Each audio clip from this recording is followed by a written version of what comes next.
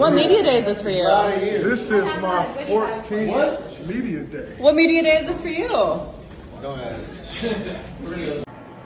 I mean, mystical, magical is kind of like the house favorite right now. My son's a huge fan. He's the one that put us on. He's the one that started singing the songs around the house, and we had no idea who it was. So yeah, looking forward to seeing him at Chase Center. Low game. Thank you, 30. Hi, buddy. You got any pictures of him not smiling? We have other stuff, but. No, be more serious. Yes, sir. After you go to social. Wait, did you see your gift in your locker room? Man, I was wondering. I was like, yo, that's. What was it? You, man. You're a great guy, man. Try. I carried that all summer. Try this for you. Oh. Hey, I appreciate you a lot, man. Looks good. Wait. Hi. How are you? Doing well, but don't go. Are we doing this now? Yeah. Okay. Can I have you now? Oh, yeah, yes. That way you don't You want have to to throw your come phone back down out here? here. You over there? There you go. Wow, you're kicking me off. Alright, It's okay. You go on to the world. He's the only I thought person they were that doing kicked it me off. together. Him? Fuck no, it's Jimmy.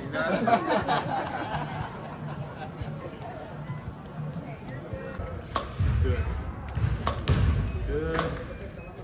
Good. Come a little bit. Eyes back here. Good. Good.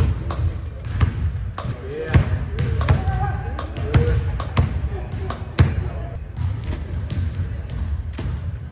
Make a noise. Look at your knees, Steph, and then lift that back dribble comes up real hard with your right hand. Real hard. Good. Higher, higher.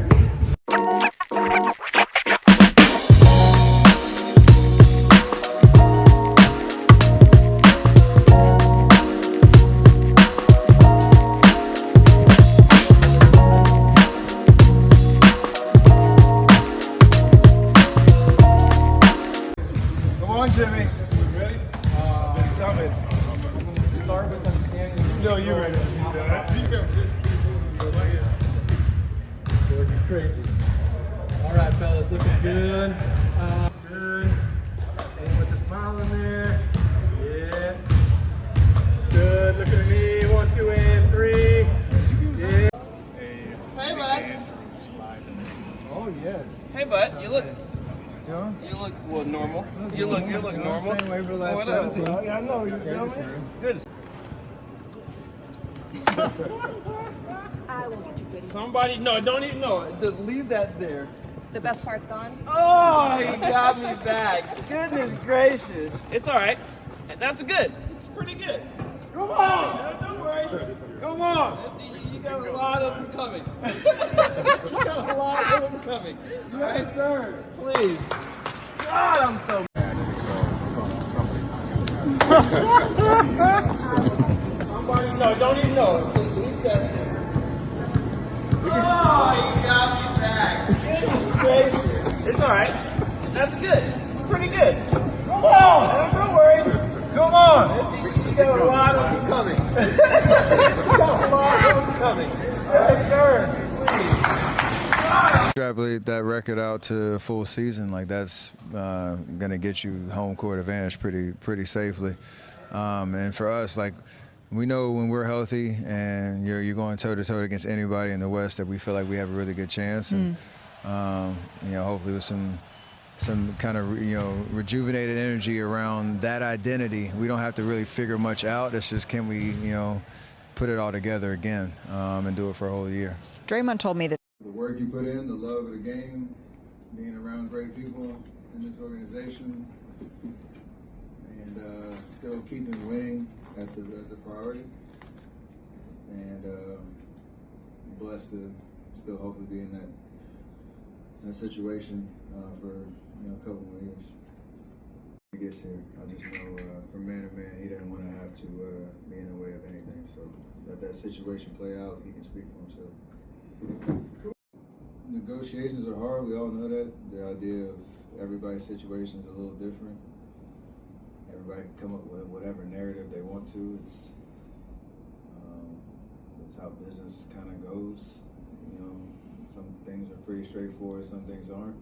This is definitely in the aren't conversation or category. But when he comes and he's here, he should be a professional and do exactly what he expects to do and take advantage of his opportunities to help us win.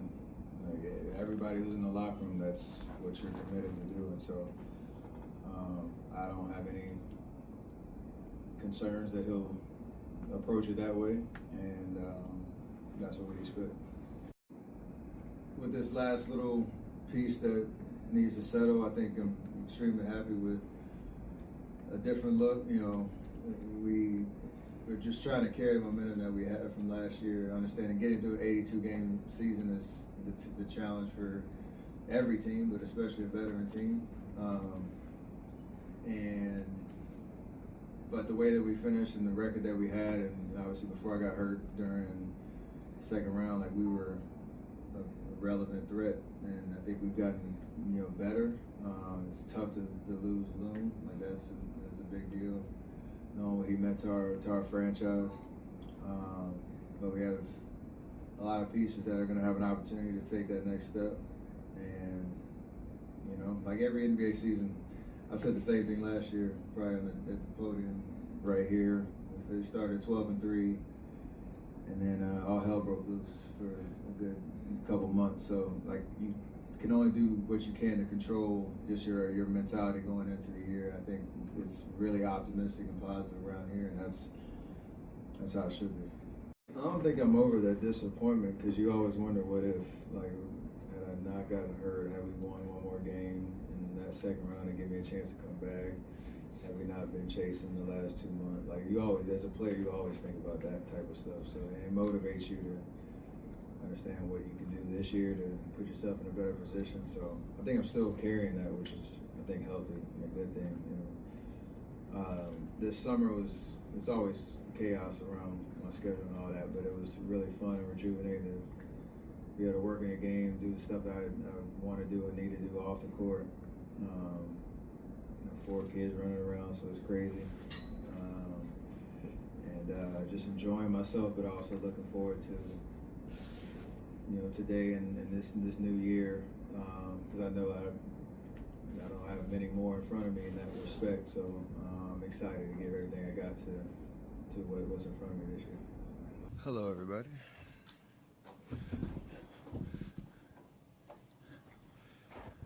Steph, I don't want to start with anything hugely tricky to answer, but just knowing that there's still fluctuation in this roster, knowing that we don't know when or if Jonathan's going to be coming in, just what's the mentality? What you talk amongst yourselves, like, hey, here's how we have to deal with this right now, or is it so natural that you have to have those discussions amongst yourselves? No, we talk about it for sure. As the leaders on the team, you got to acknowledge what's going on. Don't make it more than what it is, other than a team trying to figure out the situation that's in front of us and the challenge that's in front of us. Knowing JK's situation, knowing the new faces that we're adding to the roster, like we talk about it every year going into a training camp of what it's going to take for that particular team to win. This is a little different just because you have a guy that's trying to figure out his situation, and we respect that process, and it's going to play out. And when he's here, ready to work, like, we expect him to be locked in on doing what he needs to do to help us win. So all those things you acknowledge, and you look forward to doing what we do as players and going out there and hooping. Like, that's what it always boils down to, no matter how you get there. Hey, Steph. Good seeing you again. Tell me, in the offseason, you went to a couple of Valkyries games. What was that like as far as getting to see the fans in a different perspective? And I think you mentioned even yourself that you guys normally are the base team, but now you have a sister team to root on. It was awesome. I think they probably surprised a lot of people with the way that they played and the level that they were winning and making the playoffs in the first year. But the vibe and the atmosphere in here was awesome. I was traveling a little bit more than I thought, so I didn't get to as many games as I wanted to, but it was such an exciting experience from, the whole family. It was definitely a different vibe than, normal Chase Center that we're used to when we play, and that's a great thing. The summertime energy with a different product out there on the floor was great. So hopefully they are going to kick it up another notch next summer. Were you able to adjust at all to a different kind of environment, given kind of that energy that they brought? No, I think it's exactly how it's designed, which is perfect. Steph, good to see you. What's up, Nick? How you doing? Good. When you have talked to Jonathan recently, what's the message you're trying to get across to him? Negotiations are hard. We all know that. The idea of everybody's situation is a little different. Everybody can come up with whatever narrative they want to. It's how business kind of goes. Some things are pretty straightforward. Some things aren't. This is definitely in the aren't conversation or category. But when he comes and he's here, he should be a professional and do exactly what he expects to do and take advantage of his opportunities to help us win. Like everybody who's in the locker room, that's what you're committed to do. And so I don't have any concerns that he'll approach it that way, and that's what we expect. Steph, you're approaching a decade since your unanimous MVP season, and you're still playing at a very high level. How have you been able to evolve your game to sustain that level of production?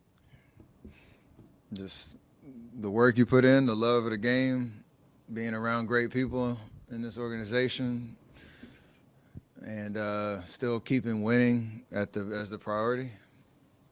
And I'm blessed to still hopefully be in that situation for a couple more years. Steph, how you doing? I'm great, Ron. How you doing? Good, thanks. This is your 17th year. I think you've said many times 16 was the goal because of your dad. What's the significance of that to you? And kind of piggybacking on the previous question, how has your off-season conditioning evolved as you've gotten into your mid and now sort of late 30s? I read something about it's more data-driven. How have you sort of changed the way you prepare for seasons? The second question I answered first, just because it's evolved based on trying to be more efficient with the work that you get in and more intentional about how each day is kind of designed on court, off court. Probably the first decade was more on court than off court, and that's actually flipped now, where it's probably 60-40 off court to on court percentage now, and even that is, like you said, data driven on heart rate stuff, foot strikes, how long you're on your feet, like all those type of things that help monitor the output that you have over the summer, so that you're working smarter and coming into camp fresh, knowing that there's still a little bit of building to go. That's what training camp's for, but that I'm in pretty good shape where you're not putting your body through any type of unnecessary stress with that transition from off season to in season. And that's been fun to kind of try to figure out on the fly. And one unrelated question, Jimmy being here from the start of training camp, obviously a much different scenario than what happened last year. Obviously that helps you guys. In what ways does it help? How significant can that be to have him right from the start? I think first it helps him just as a human being, as a player, to have something that he knows, a situation he knows, based on how last year ended, how we do things, what he can help and continue to help us do at a high level, but then just have that clarity coming in where we can have the conversations that we were having, in a very short span after the trade last year. And it's, the way that we finished playing, or our record towards the end of the year, it was fun for all of us. So to kind of carry that momentum into a training camp, I think he's talked about just how happy he is to be in a space where he can just play basketball and there's not any noise around him. I think that's refreshing for him, and then that should carry over to our prep as a team. Are you comfortable with how the roster, I guess I'll say, is going to look, and the process to get there? I think with this last little piece that needs to settle, I think I'm extremely happy with a different look. You know, we're just trying to carry the momentum that we have from last year. Understanding getting through an 82-game season is the challenge for every team, but especially a veteran team. But the way that we finished and the record that we had, and obviously before I got hurt during the second round, like we were a relevant threat, and I think we've gotten better. It's tough to lose Loon, like that's a big deal, knowing what he meant to our franchise. But we have a lot of pieces that are going to have an opportunity to take that next step, and like every NBA season. I said the same thing last year, probably at the podium right here. We started 12-3, and then all hell broke loose for a good couple months. So, like, you can only do what you can to control just your mentality going into the year. And I think it's really optimistic and positive around here, and that's how it should be. I know you mentioned, once Kuminga gets here, you expect him to be kind of locked in. But this has obviously already been a big offseason distraction. There's almost an inevitability it's going to bleed into once he gets back. How concerned are you just, about the overall distraction of the situation? I don't frame it like that. I think he's going to get asked questions. To your point, you're asking questions. Everybody's going to ask questions about it. But what happens when I leave this microphone and we go in the locker room and us players talk, like, that's going to be the make or break of how we kind of move into the year with the right frame of mind. So the good news is you've been around long enough. Me, Draymond, Jimmy, we've all been around long enough to know how to separate the business of it to the basketball of it. And those are two totally different areas. So our job is to focus on the basketball part and not let it become something that gets in the way of how we approach every day.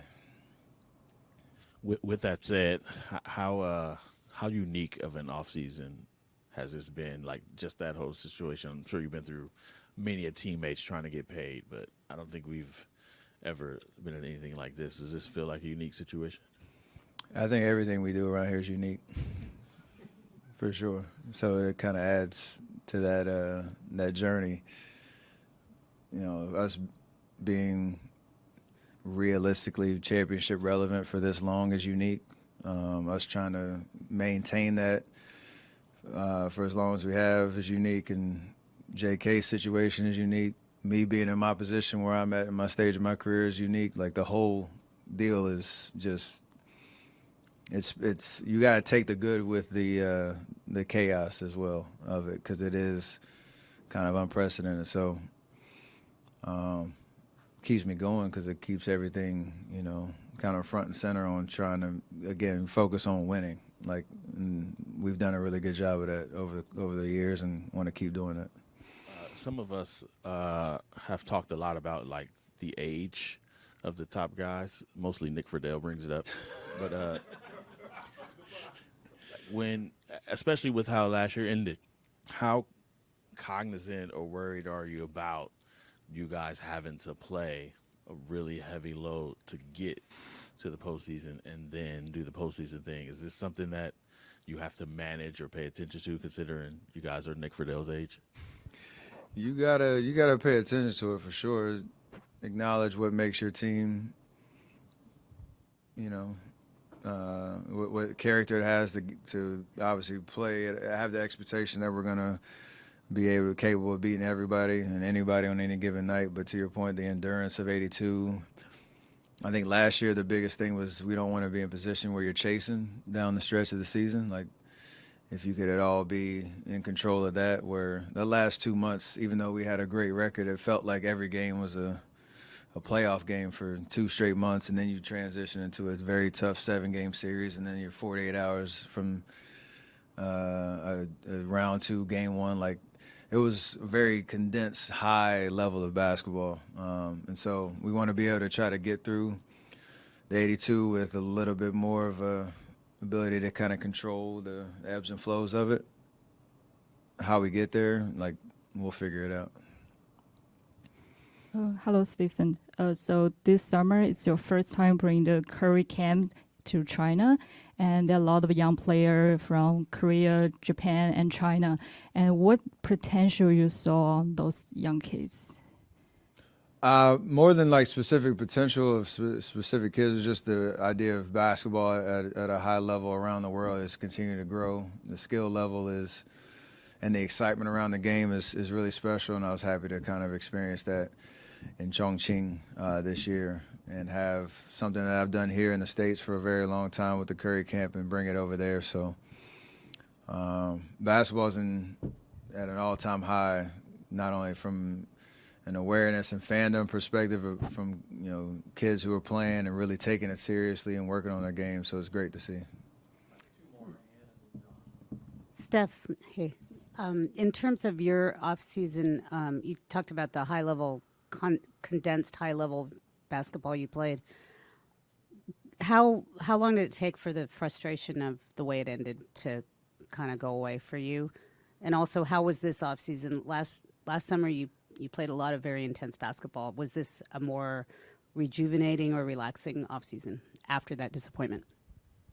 I don't think I'm over that disappointment because you always wonder what if, like, had I not gotten hurt, had we won one more game in that second round and give me a chance to come back, had we not been chasing the last 2 months. Like, you always, as a player, you always think about that type of stuff. So it motivates you to understand what you can do this year to put yourself in a better position. So I think I'm still carrying that, which is, I think, healthy and a good thing. And this summer it's always chaos around my schedule and all that, but it was really fun and rejuvenating to be able to work in your game, do the stuff that I want to do and need to do off the court. I have 4 kids running around, so it's crazy. And just enjoying myself, but also looking forward to today and this new year, because I know I don't have many more in front of me in that respect. So I'm excited to give everything I got to what's in front of me this year. To go back to the idea of separating basketball and business, that is like something that's pretty relevant to Jonathan right now.